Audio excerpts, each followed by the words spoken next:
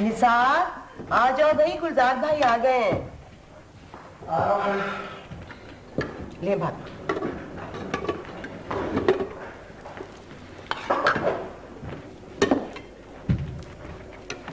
कितना कहा था अम्मी अब्बू से कि कहीं और भिजवा दें। हॉस्टल में तो बहुत ही मजा आता है ना, क्यों चाची? हाँ भाई, मजा तो बहुत आता है, मगर फैसल और मुख्तार जब भी आते हैं तरसे हुए आते हैं। आर्मी हॉस्टल्स में तो बहुत मजेदार लाइफ होती होगी। हाँ, वहाँ पढ़ाई, खेलें, वर्जिशें होती हैं, माहौल बहुत ही मुनज़्ज़म होता है। Discipline my boy, discipline is the key of life. बूटी शूटी नहीं चलती वहाँ? क्या मतलब? आप बूटी नहीं समझते? फर्रा? नहीं। Oh no, not at all. बूटी फर्रे वाले फिर अमली जिंदगी में भी तो बूटी चलाएंगे, तो जो हश्र होगा वो नो, नो बूटी नो फर्रा। निसार, तुम भी गए थे अम्मा के कमरे में? नहीं तो, लेकिन मैं हाथ धो के आया हूँ। हाथ तो खैर खाने से पहले धोने ही चाहिए, मगर अम्मा भी हाथ धोने का कह रही थी, आप भी कह रहे हैं। बात यह है कि हमारी बेगम साहिबा को यह ख्याल है कि जो भी अम्मा के कमरे में जाएगा जरासीम साथ लाएगा, इसलिए मैंने कहा कि मैं हाथ धोकर आ रहा हूँ। क्या अम्मा को कोई खतरनाक बीमारी है? पता नहीं, डॉक्टर तशखीस ही नहीं कर पा रहे। निसार, इस उम्र में आदमी को 75 बीमारियां होती हैं। याद नहीं मम्मी और पापा का क्या हाल हुआ था? भाई डॉक्टर्स ने यहाँ तक कह दिया था कि उनके बर्तन भी अलग होने चाहिए। भाई उनकी तो बीमारियां डायग्नोज हो गई थी, अम्मा का तो पता ही नहीं चलता। ये और भी खतरनाक बात है। ये क्या आप लोगों ने खाने पर बीमारियों का जिक्र छेड़ दिया? लो, ये मेडिकल की स्टूडेंट है। मम्मी, खाना और डॉक्टरी तो मुख्तलिफ बातें हैं। All right, let's drop the subject. दफ्तर कैसा जा रहा है? As good as ever. आपकी सेंस ऑफ ह्यूमर भी। निसार, गुलजार, नियाज। गुलदार, गुलदार, रुक जाओ, इधर आओ, बैठो।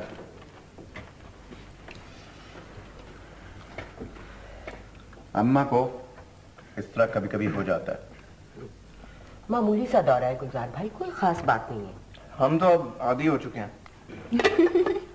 माय गुडनेस, आप घबरा गए। This is not a joke Tooba. अगर तुम इस तरह चीख के मुझे पुकारती, मैं फिर भी ऐसे ही भागता।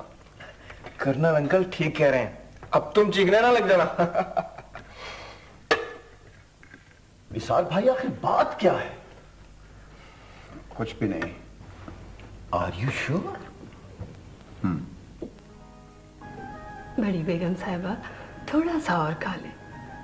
आपने चंद लुकमों के सिवा कुछ भी नहीं खाया। और अगर आप बुरा ना माने तो एक बात कहूं, इतनी जोर से ना चीखा करें। आपके बेटे पोता पोती डर जाते होंगे। कोई नहीं डरता, यहाँ कोई भी नहीं डरता। तुम्हें वहम है बेवकूफ लड़की, अहमद, जाहिल, गंवार, कंदाए नातराश।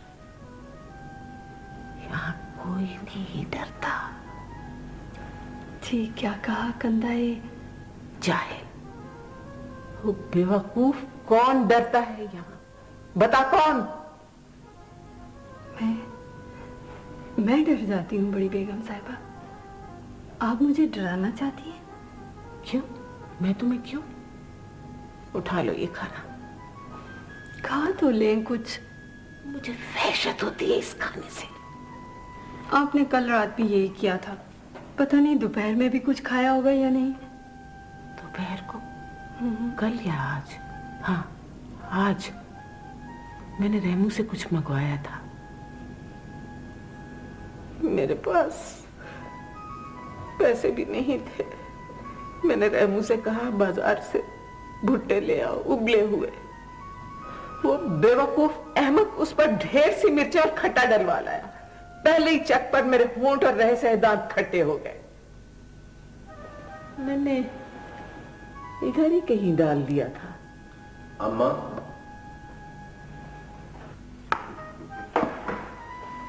अम्मा आपने मुझे पुकारा था। रोजी, मैंने पुकारा था गुलजार को? जी। शट अप, बदतमीज लड़की।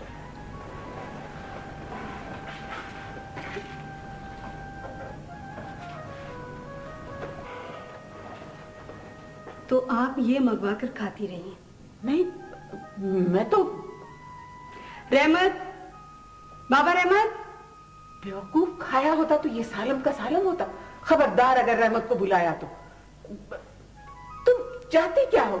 गुलजार, देखो इसे, देखो इसे। I hate her, I hate her. मुझे इससे नफरत है।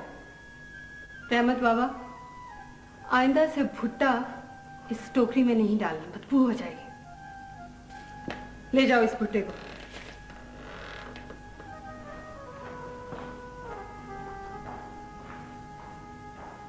निसार बेटा, जाओ तुम आराम करो।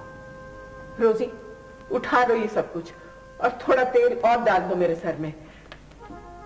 जल्दी करो, तुम्हें जाना भी होगा। जल्दी करो, शाबाश।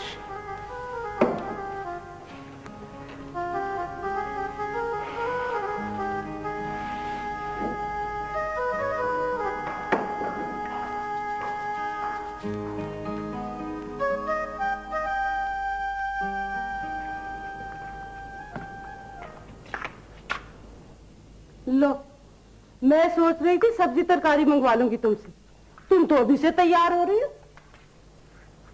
है, आज क्या खास बात है? बोलो, कई दिन से देख रही हूं तुम्हें। कमाल है, भले का जमाना ही नहीं। खाला, तरकारी खुद ले आना, और हाँ, मैं रात को भी देर से आऊंगी। लो, एक न शुद्ध दो शुद्ध। खैर, बन्नो, देर से क्यों आओगी? बड़ी बेगम साहिबा की तबीयत कुछ ठीक नहीं, हो सकता है रुकना पड़ जाए। हाय, रुकना पड़ जाए? है, क्या कह रही हो? 3 से 8 का टाइम तय हुआ था, रुकने का तो नहीं हुआ। जरूरी तो नहीं है कि रुकूं, मगर हो भी सकता है। मेरा इंतजार ना करना, मैं आ गई तो आ गई।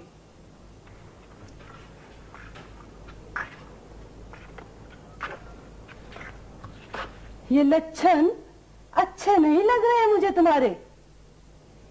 है, तुमको कोई मेहमान तो नहीं आ गया? है, कुछ मेरे सफेद चूंडे का ही ख्याल कर ले। आजकल में अनवर भी वापस आने वाला है, आते ही मेरी जान खाएगा। देख रोजीना, मैं तेरे आगे हाथ जोड़ती हूँ, अपना घर बसा ले। अनवर से बेहतर नहीं मिलेगा अब कोई। दूसरी बीवी होगी तुम उसकी, रोप भी नहीं डाल सकेगा, और रहोगी भी यहीं। दो वेगने हैं उसकी, और क्या चाहिए तुम्हें?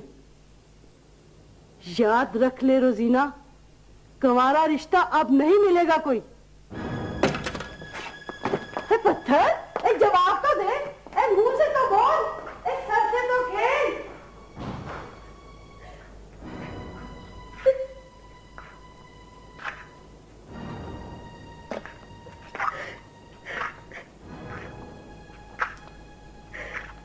मेरे अल्लाह, मैं क्या करूं? आज सैर कुछ ज्यादा ही होगी। दरअसल सैर तो सुबह की होती है, रात को तो आफ्टर डिनर वॉक अ माइल होती है। Yes, after lunch rest a while, after dinner walk a mile. मैं सुबह आपको सैर के लिए ले जाऊंगा। रात को जल्दी सोओगे तो सुबह उठोगे ना।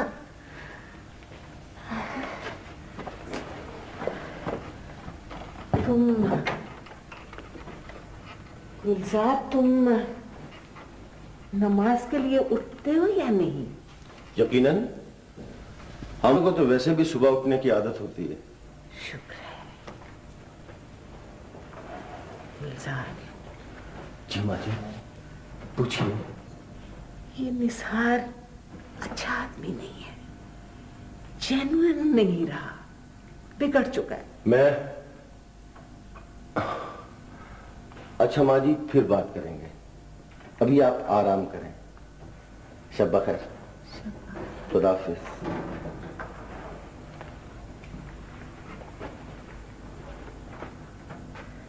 आप कैसे जाएंगी? जी वैगन से। शुक्रिया। काहे का? आपके ऑफर का। Don't jump to the conclusions. मैंने कब ऑफर दी है? I am sorry. क्या कह रहे हो बेटा गुलजार? कुछ नहीं माँ जी। बेटा रोजीना को छोड़ाओगे, इसके भांजे भांजियां और खालाएं परेशान होंगी। शुक्रिया बड़ी बेगम साहबा, मैं खुद ही चली जाऊंगी। खुदाफिज। रोजीना जी। दरवाजा बंद कर दो।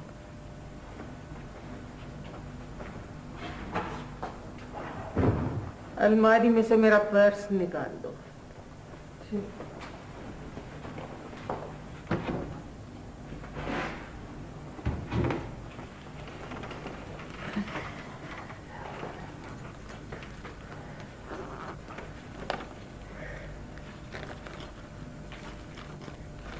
कहाँ गया कम्बा?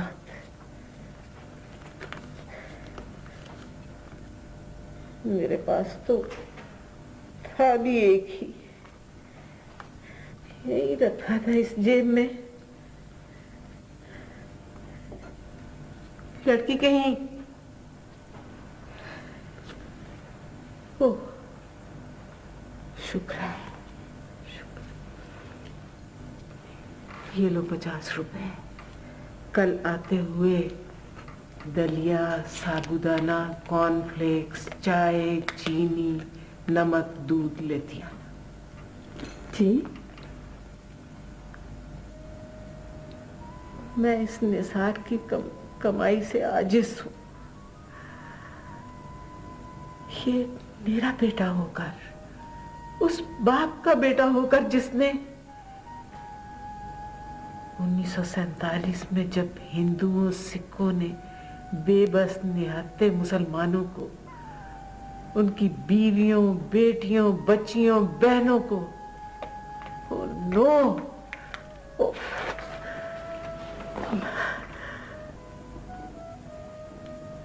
तुम्हें पता है उस वक्त का?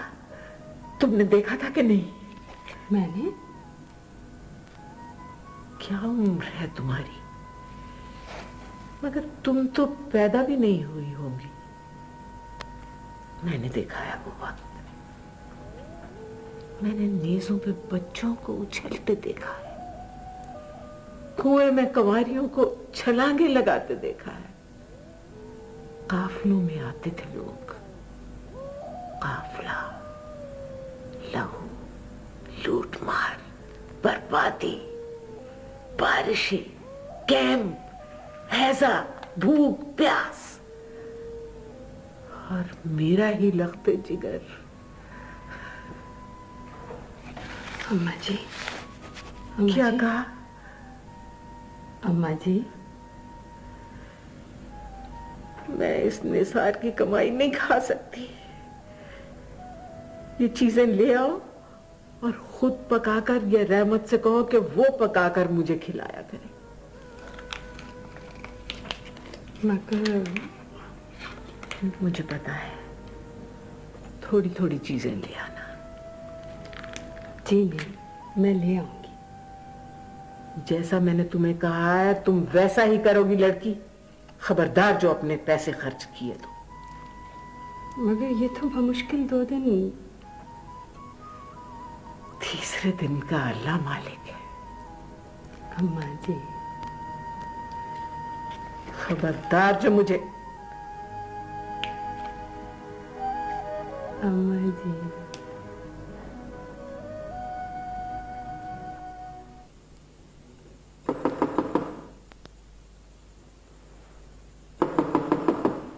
आ रही हूँ बन्नो, आ रही हूँ। अब इतनी देर से आई हो तो थोड़ा सा सब्र भी कर लो। अरे अच्छा अच्छा मरन जोगी, अच्छा।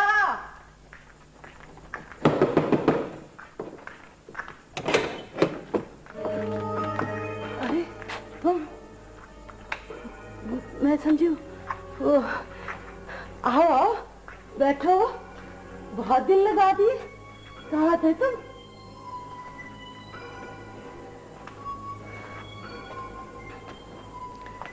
किधर है वो?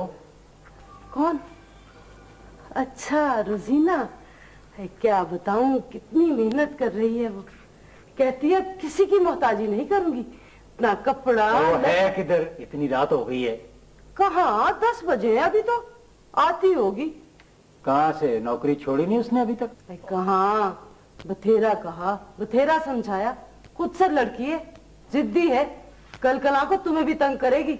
मैं तो कहती हूँ उसका ख्याल दिल से निकाल दो, मैं तुम्हारे लिए कोई और लड़की ढूंढ देती हूँ। खाला, तुमने मजाक समझ रखा है? मैं इतने दिन से तुम्हारे बेकाबू में आ रहा हूँ, अब तुम जवाब दे रही हो? भाई जवाब कहाँ दे रही हूँ, मैं तो तुम्हारे ही भले की सोच रही थी। रहने दो मेरा भला तो तुम रोज सोचती हो और अपना भला कर बैठती हो। तुमने अभी मेरा गुस्सा नहीं देखा है, मैं एक एक पाई का हिसाब लूंगा तुमसे। हाय हाय, मैं कहाँ से दूंगी इतने पैसे? हाय, इतना जुल्म तो ना करो। जुल्म? मैं जालिम हूं, तुम मजलूम? उल्टा मुझको जालिम कह रही है बुढ़िया। निकाल आज तक तुझे मुझसे खाती रही है, निकाल वो चूड़ियां, निकाल वो पैसे जो मुझसे हिटती रही है। क्या बात है? आओ। क्यों शोर मचा रखा है? ये घर है वैगनो कटा नहीं। ओहो, हमारी बिल्ली हमेशा में आऊं? आप मेहरबानी फरमा कर यहाँ से तशरीफ ले जाए और आइंदा यहाँ आने की जहमत ना करें। कमाल है भाई, इतनी साफ जुबान, पता भी है किससे बात कर रही हो? पता है, खाला ने तुम्हें लारा लगा रखा मुझसे शादी का, मगर मैं जब भी कहती थी और अब भी कह रही हूँ, मैं बिकाऊ माल नहीं हूँ। इस कागज पे सारा हिसाब लिखा हुआ है जो इस बिकाऊ माल की आवाज देता रहा हूँ मैं। ये तुम्हारा और खाला का मामला, मैंने कभी तुमसे कोई पैसा नहीं लिया नहीं, खाया तो है। खाला, इनसे कह दो कि इनके पैसे वापस कर दिए जाएंगे। किधर चली? ये मैं इस जवाब के लिए आज तक इंतजार नहीं कर रहा था। हटाओ मेरे रास्ते से। और देखो मेरी मंगेतर किस लहजे में बात कर रही है खाला मुझसे। मैं किसी की मंगेतर नहीं। खाला, इनसे कह दो कि इनके पैसे वापस कर दिए जाएंगे और बस। मुझे पैसे वापस नहीं चाहिए, मुझे तुमसे प्यार करना है। कोई जबरदस्ती है? हाँ। देखिए अनवर साहब, मुझे मजबूर ना करें कि मैं इस मामले में आपकी बेगम को घसीट लूं। अब मुझे धमकी दे रही है तुम? मजबूरी है, जब खींच सीधी उंगली से ना निकले तो। वैसे भी अब आपके बच्चे बड़े हो रहे हैं, अगर उन्हें पता चला तो सोच ले। खाला, तुम क्यों नहीं बोलती कुछ? अब तक तो तुम मेरे वास्ते से बातचीत कर रहे थे, अब तुम खुद ही आमने सामने हो गए हो, तो मैं क्या बोलूं? और मैं देख लूंगा तुम दोनों को, एक एक पाई का हिसाब लूंगा मैं तुमसे, नहीं तो दोनों की हड्डी पसली एक करके रख दूंगा। मेरा नाम भी अनवर है, मैं देखूंगा कितने पानी में हो तुम दोनों।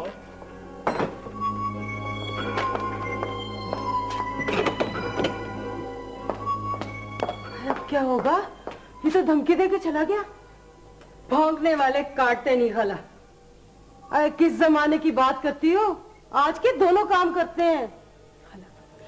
खाला, अगर अब के तुमने कोई ऐसी हरकत की ना तो मुझसे बुरा कोई नहीं होगा। ये तो घर कहां से चलेगा? ना चले जहन्नुम में जाए घर। अगर बेखर्ती की कमाई अब ना कमाना।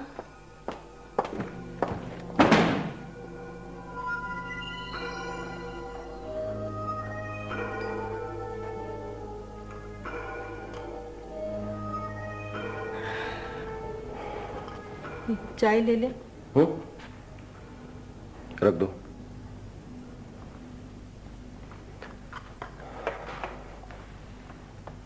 अम्मा जब वहां थी तो बहुत पुरसुकून रहा करती थी, आखिर यहाँ खैर गुलजार भाई, तकलीफ तो अम्मा को यहाँ पर भी कोई नहीं है। अब देखें 1500 रुपए पे तो ये लड़की रख के दी हुई है, फिर डॉक्टर्स, दवाइयाँ, खाना पीना, कपड़ा लत्ता, क्या कुछ नहीं है। और डॉक्टरों की तो समझ में ही नहीं आता कि आखिर अम्मा को तकलीफ क्या है। भाई 100 तकलीफों की एक तकलीफ तो ये कमबख्त फालिज है, आदमी हिलने जुलने जोगा ही नहीं रहता। अब देखे ना, हर वक्त व्हीलचेयर या फिर बिस्तर, चले फिरेंगी नहीं तो सेहत कहाँ से होगी। कई डॉक्टर बदले, वो तो है कि डॉक्टर से रिएम्बर्समेंट हो जाती है, वरना तो डॉक्टर की फीस ही मान नहीं। एक बात कहूं? हाँ हाँ कह दें, तजवीज अच्छी है। यहाँ तो बतेरा इलाज करवा के देख लिया, क्यों ना हम अम्मा को नियाज के पास इंग्लैंड भिजवा दें। आगे जो आप लोगों की मर्जी। भाई दुनिया जाती है इलाज के लिए वलायत, और करोड़ों रुपए तो अगले दिन किसी वजीर ने बताया एक एक फर्द पर उठ जाते हैं। हाँ। चलो सरकारी खर्च पर ही सही, पर हमारे तो भाई हैं वहाँ, खर्चा ही कम होगा। तजवीज तो बहुत माकूल है, मैं कल दफ्तर से पूछूंगा, जरूर कोई ना कोई सूरत निकल आएगी। खैर तजवीज तो अच्छी है, मगर पहले पता तो चले कि अम्मा को तकलीफ क्या है कि खामखा भेज दें। और फिर न्याज से भी तो पूछें, उसकी वो देसी में अपनी सास को बर्दाश्त कर लेगी? आखिर हम भी तो कर ही, मेरा मतलब है इसमें हर्ज ही क्या है? हाँ, हम भी बर्दाश्त ही कर रहे हैं। अभी अगले रोज मैं उनके कमरे में गया था, उनके पास तो पैसे भी नहीं थे। गुलजार भाई, उन्होंने पैसे क्या करने? नहीं भाभी, आखिर 150 तो इंसान के पास होने ही चाहिए ना। अम्मा अब्बा की पेंशन भी तो लेती होंगी। हाँ, लाते हैं निसार उनका अंगूठा लगवा के। अब अम्मा का दायां हाथ तो काम करता नहीं। गुलजार भाई, क्या बताऊं किस कदर खर्च हो जाता है इस महंगाई के दौर में। तो भाई जहां से भी आए, जितना आए, घर का दोज़ख भरता ही नहीं। भाई मैं तो कहती हूँ भाभी की तजवीज अच्छी है। हाँ, तब्दीली आबो हवा से, मगर वहां की ठंड? तो भाई ठंड तो वहां खुले में पड़ती है, बिल्डिंगों में तो ऐसा आला इंतजाम होता है कि। तो फिर ऐसा करें कि न्याज से फोन पे बात करते हैं। इस वक्त तो वो सो रहे होंगे, कल सुबह मैं दफ्तर से बात कर लूंगा। 3 मिनट के 150 पौने 200 रुपए लगते हैं। गुलजार, पैसों की बात नहीं है, वहां गेटवे से लोग नंबर नहीं मिलवाते। अलबत्ता दफ्तर से या पीसीओ से 10-15 मिनट में बात हो जाती है। बहरहाल इन्हीं 2-3 दिन में फैसला करना होगा, या हमारे जाने के बाद भी आप लोग कर सकते हैं। गुलजार भाई, आप सिर्फ 2-3 दिन है यहाँ? भाई गुलजार ने नई जॉब भी तो ढूंढनी है, वरना तो हम ही अम्मा को अपने साथ ले जाते। निसार भाई, क्या ख्याल है, डॉक्टर से मिला जाए? हाँ, रिपोर्टें आ गई हैं, चल के दिखा लाते हैं। नहीं, आप बेशक न जाए, मुझे डॉक्टर के पास छोड़ दे, मैं रिपोर्टें दिखा कर मशवरा कर लूंगा। ठीक है, इतनी देर में मैं एक ठेकेदार से मिल लूंगा। चाय तो ठंडी हो गई। रेमू बाबा, एक प्याली ले आना जरा। यकीन जाने मैं आजिज आ चुका हूं, कई एक टेस्ट पहले भी करवा चुका हूं, डॉक्टर बशीर जैसे मायनाज फिजिशियन से मशवरा भी कर चुका हूं। अम्मा को सिवाय फालिज के और कोई तकलीफ नहीं है, और इसका असर भी उनकी दाईं जानिब है। हाँ, वो चल फिर नहीं सकती। अगर उन्हें कोई आदमी रोज वर्जिश करा दिया करे तो आहिस्ता आहिस्ता इंप्रूवमेंट हो सकती है। डॉक्टर साहब, फिर ये सब कुछ क्या है? मेरा ख्याल है माहौल, आप उनका माहौल तब्दील करके देखिए। जी। पहले मेरा शुबा था कि उनके दिमाग पर कुछ असर है, मैंने न्यूरोलॉजिस्ट बल्कि एक साइकियाट्रिस्ट से भी मशवरा किया। फिर ये सब कुछ नहीं, ज्यादा से ज्यादा फालिज की वजह से जरा असर हो सकता है, और ये वक्ती असर आमतौर पर डिटेक्ट नहीं होता। मैं चंद दवाएं उनके लिए लिख के देता हूं। लेकिन ये दवाएं तो मैं पहले भी दे चुका हूं, आप इन्हीं को जारी रखें। राइट। और माहौल बदलें आप उनका। शुक्रिया। बाहर आदमी बैठा है, उसे। जी बेहतर। Good luck. अस्सलाम वालेकुम। नेक्स्ट। खैर, नंबरदार को पेश किया गया। शेरशाह सूरी ने उसे 3 दिन की मोहलत दी कि कत्ल तुम्हारे इलाके में हुआ है, लिहाजा 3 दिन के अंदर अंदर कातिल को पकड़ो, वरना तुम्हारे इलाके में बदअमनी के जुर्म में तुम्हें सजा दी जाएगी। 3 दिन के अंदर अंदर नंबरदार ने कातिल को काजी की अदालत में पेश कर दिया। शेरशाह सूरी ने तो अपने बेटे को भी माफ नहीं किया था। यही वजह है कि उसके 5.5 बरस के अहदे हुकूमत में शाराएं तामीर हुई, सराय, शिफाखाने, डाक का इंतज़ाम, और सबसे बढ़कर मुल्क भर में, जिसकी सरहदें काबुल से राजकुमारी तक फैली हुई थी, मुकम्मल अमन व अमान था। जेवरात से लदी फंदी दुल्हन मेरी शादी जब हुई तो मैं समझती थी कि दुनिया सिर्फ रंग और खुशबू से इबारत है। जब मेरे बच्चे हुए तो मैं बागो बहार थी। इनकी दादी ही इन्हें डांट डपट किया करती थी। बाप ने कभी कुछ नहीं कहा, शुतर बेमुहार छोड़ दिया इनको। काश मैं ही वो सख्ती करती जो बाप किया करते हैं। मैं दुआएं ही करती रही। दरअसल इनके बाप से ऐसी लग़ज़िश हो गई थी जो इनके खून में सरायत कर दी। कैसी लग़ज़िश? दफा करो, बुराई का जिक्र भी बुरा होता है। थी एक लग़ज़िश, गलती, जुल्म,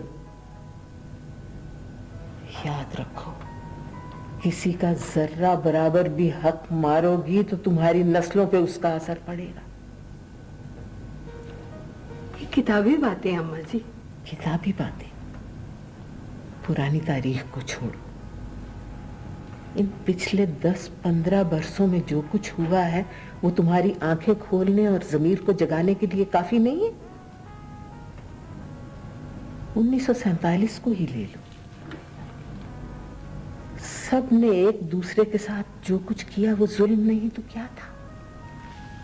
ये कहाँ का इंसाफ है कि अलिफ किसी को यहां कत्ल करे और बे उसके हम मजहब को कहीं और इंतकामन कत्ल कर दे।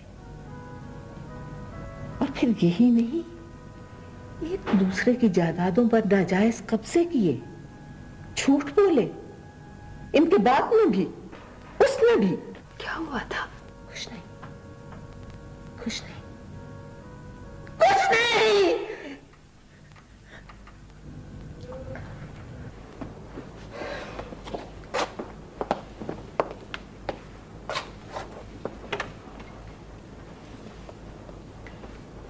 कितने दिन के लिए जा रही हो? पता नहीं। क्या मतलब पता नहीं? आखिर कुछ तो पता चले। खाला, मैं हमेशा के लिए जा रही हूँ। है रोजीना, है कुछ तो खुदा का खौफ कर। मुझे छोड़कर इस घर में तन्हा। तो कोई और रोजीना ले आना खाला। है मेरी उम्र तो देख। आखिर क्या जरूरत पेश आ गई तेरी बेगम साहिबा को कि तू वहीं रहे? उनको मेरी जरूरत है और तुमसे ज्यादा जरूरत है। उनके बेटे बहुए हैं, तुम क्यों रुकोगी वहां? मैं उनकी मुस्तकिल देखभाल करूंगी। अच्छा, ये चाल तो अच्छी है। लगता है जीत लिया है तुमने उस बुढ़िया को। हालांकि गई तो मैं जीतने थी, मगर वो जीत गई ना। पर मैं क्या करूंगी? बताया तो है, यहाँ बहुत सी रोजियां हैं, किसी भी रोजी को रोजी का जरिया बना लेना। अब ये सब मुझसे नहीं हो सकेगा बेटी। क्यों? जब हो सकता था, जब मेरा घर उजाड़ दिया था। जो उजड़ना ना चाहे उसे कोई नहीं उजाड़ सकता। तुम लालची हो और लालचियों के साथ यही कुछ होता है। तुम फिर लालच कर रही हो। तुम ये घर भी उजाड़ रही हो और वो भी। तुम यूं ही भटकती रहोगी। देख देख रोजीना, ज्यादा लालच ना कर। अंदर बुरा आदमी नहीं है, फिर भी अगर तू कहती है तो मैं तेरे लिए कोई और बार देख लूंगी। तुम पछताओगी, तुम बाहर से नहीं निकलोगी। लालची बिल्ली।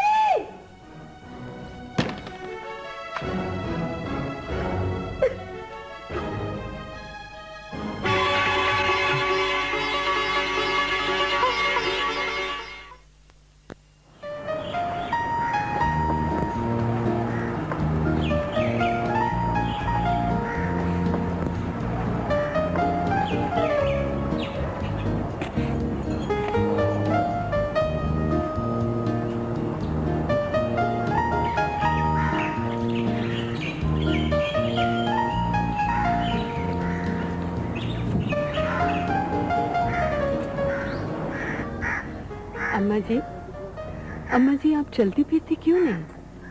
अहमद फालिज हुआ था मुझे। तो जरूरी है कि फालिज का मरीज चले फिरे नहीं? सब चलते फिरते। तुम्हें क्या पता? दरअसल अम्मा जी, आपको कोई बीमारी नहीं है, आपने वहम पाल लिया। कौन कहता है मुझे कोई बीमारी है? मैंने कब कहा? तो फिर आप चलने की कोशिश क्यों नहीं करते? सच पूछो तो आज तक किसी ने मुझसे कहा ही नहीं। क्यों? किसी को फुर्सत ही नहीं है। तो आप खुद कोशिश क्यों नहीं करते? चलो आओ, कोशिश करते हैं। आइए। बहुत आ रही, थोड़ा सा।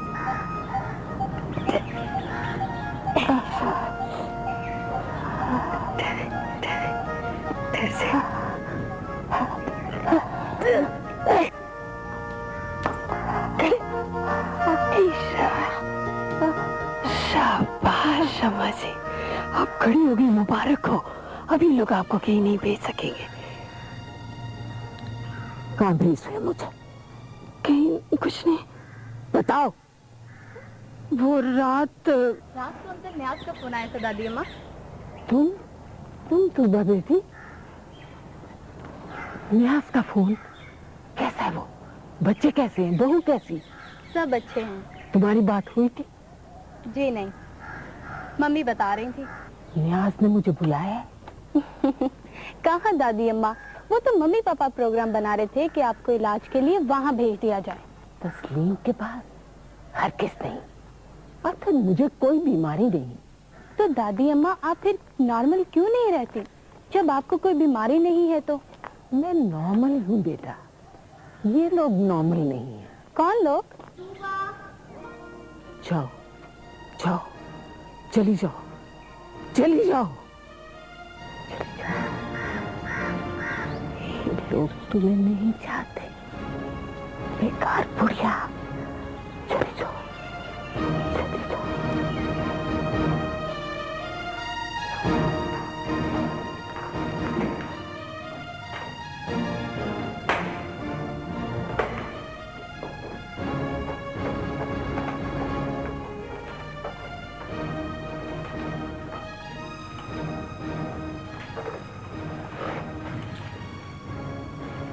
दरवाजा बंद कर। जी।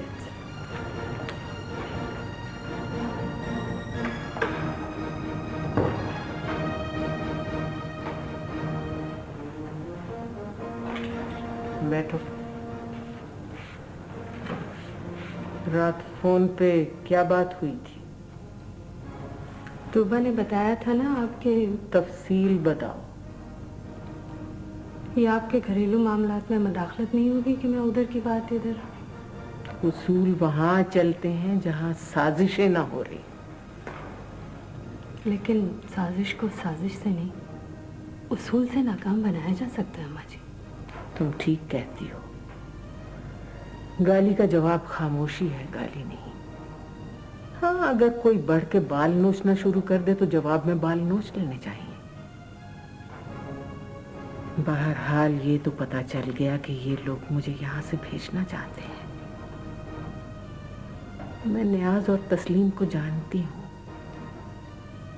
उन्होंने परों पर पानी नहीं पड़ने दिया होगा। वाह, क्या मंजर होगा कि निसार और निसार की बीवी न्याज और न्याज की बीवी से लफ्ज़ी हेरा फेरी कर रहे होंगे। नहीं, अम्मा को यहाँ कोई तकलीफ तो नहीं है, लेकिन वहां इलाज बेहतर हो सकेगा। उसने आगे से बहाने बनाए होंगे।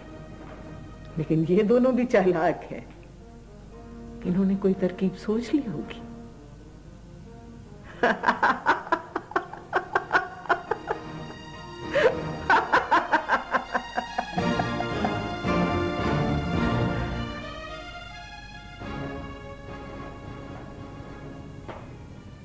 वाह मेरे बच्चों, वाह, शाबाश शाबाश। अम्मा जी, आपका मसला क्या है? मेरा मसला तुम अभी तक नहीं जान पाई। जहाँ तक मैं समझ पाई हूँ, एक तो आप बीमार हैं, दूसरे आप अपनी, माफ कीजिएगा, औलाद के हाथों परेशान हैं, और तीसरे आप माजी की कैद में हैं। Hold it. मैं समझती थी कि तुम बहुत समझदार हो, मगर तुम भी क्या करो, तुम पढ़ी लिखी नहीं हो, इसीलिए माजी को कैद समझती। मैं इंटर से उठी थी। पढ़े लिखे होने के लिए डिग्रियों की जरूरत नहीं होती बेवकूफ। मैं बेवकूफ भी नहीं हूँ। हो, जब भी तुम माजी को माजी समझती हो। याद रखो, गुजरा हुआ वक्त तुम्हारी जिंदगी के हर लम्हे पर सवार रहता है। लेकिन पिछली बातों को भुलाया भी तो जा सकता है ना। हर बात याद रखने के काबिल भी नहीं होती, लेकिन वो वक्त जो तुम्हारी जिंदगी का रुख मोड़ दे, तुम्हारी मंजिल का तयन करे, वो तो याद रहना चाहिए।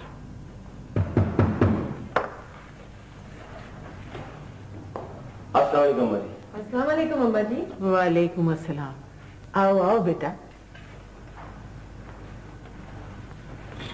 कैसे हो तुम? तुम कैसी हो बहू? ठीक हूँ जी। आप कैसी हैं अब?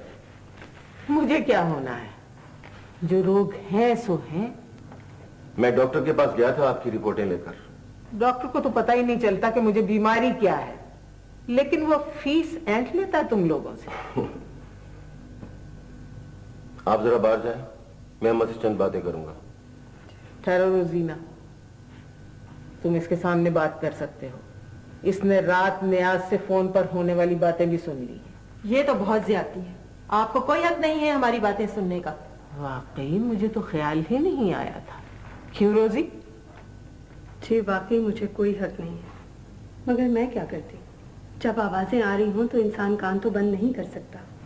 वैसे भी खोज तो हर इंसान को होती है। एक तो तुम बातें बहुत करती हो। एनीवे, आप बाहर जाएं। देखिए अम्मा जी, आपकी प्लीज तबीयत। वेट। अम्मा जी, निसार भाई का ख्याल है कि तो मुझे नियाज के पास चले जाना चाहिए। तुम लोगों को मेरे आराम का कितना ख्याल है? ये बात नहीं अम्मा जी, हम सब आपके भले के लिए कह रहे हैं। आप यहाँ खुश नहीं हैं और मेरा भी कोई पता नहीं जॉब कहाँ मिले कहाँ ना मिले, लिहाजा मैं नियाज और तस्लीम के रहमो करम पर जा पड़ूं। नो अम्मा जी, आबो हवा तब्दील होगी तो आपकी सेहत पर अच्छा असर पड़ेगा। शुक्रिया डॉक्टरनी साहबा। मैं आपको छोड़ के आऊंगा। कितने बेकरार हो तुम लोग मुझसे निजात पाने की। खुदा ना खास्ता ऐसी बात तो ना कहें अम्मा जी। रोजी, रोजी, कम है।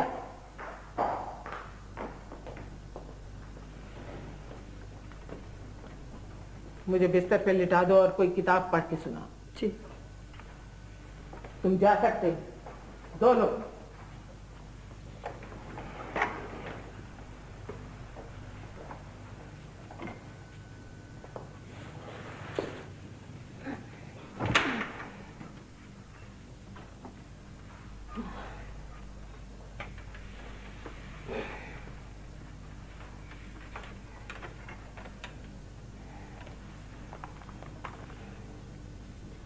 कश्मीर की जंगबंदी भी दरअसल एक साजिश थी। जनरल ग्रेसी ने हजरत कायदे आजम के एहकाम मानने से गुरेज किया और यूं हिंदुस्तान को मौका मिल गया कि वो कश्मीर के एक बहुत बड़े हिस्से पर अपना तसल्लुत कायम करे। वैसी बात उनकी भी ठीक है, आखिर क्यों उनको वहां भेजा जाए? गुलजार भाई, सच्ची बात तो यह है कि अब हमसे अम्मा की चीखें बर्दाश्त नहीं होती। और जरा उस रोजी का भी ध्यान रखिए, कहीं अम्मा पर ही काबू ना पाले। वो रोजी, वो तो मुझे एक आंख नहीं भाती, साफ साफ चलाक और मक्कार दिखाई देती है। यही लट्टू हो गए थे। मैं? इंटरव्यू तो तुमने भी लिया था। और मैंने कहा था कि ये लड़की ठीक नहीं है, और आपने कहा था कि अगर बुढ़िया रख ली तो कहीं उसकी देखभाल ना करनी पड़े। हाँ तो खैर, ये कोई बात नहीं है। सवाल ये है कि अब करना क्या है। सवाल ये है कि अब करना क्या है। अम्मा जी, एक बात कहूं, आपके बच्चे आपके दुश्मन तो नहीं हो सकते ना? मैंने कब कहा कि वो मेरे दुश्मन है? बस वो मेरे दोस्त नहीं। और कैसे दोस्ती करें वो आपसे? मेरी ख्वाहिश थी कि सर छुपाने को एक साफ सुथरी जगह हो, हम लोग मेहनत मुशक्कत करें और हक हलाल की खाएं। लेकिन उस लालची ने, इनके बाप ने बड़े बड़े ख्वाब देखने शुरू कर दिए। वो जल्द ही भूल गया कि उसने इस मुल्क के लिए कौन कौन सी कुर्बानी दी है। हिंदुओं सिखों की जायदादें देखकर उसके राल टपकने लगे। लालची। मैं समझी नहीं। तुम पढ़ती नहीं? मगर किताबों में तो ये बातें कहीं नहीं है। किताबों में वो बातें कहाँ होंगी जो हमारे ज़मीर को झंझोड़ दें। फिर मैं कैसे जान सकती हूँ ये सब?